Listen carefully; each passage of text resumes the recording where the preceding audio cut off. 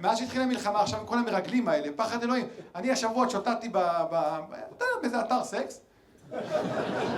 אני לא נכנס, מה אני עושה באתר סקס? בגילי אני רק נכנס, אתה יודע, לא עושה עם זה, לא...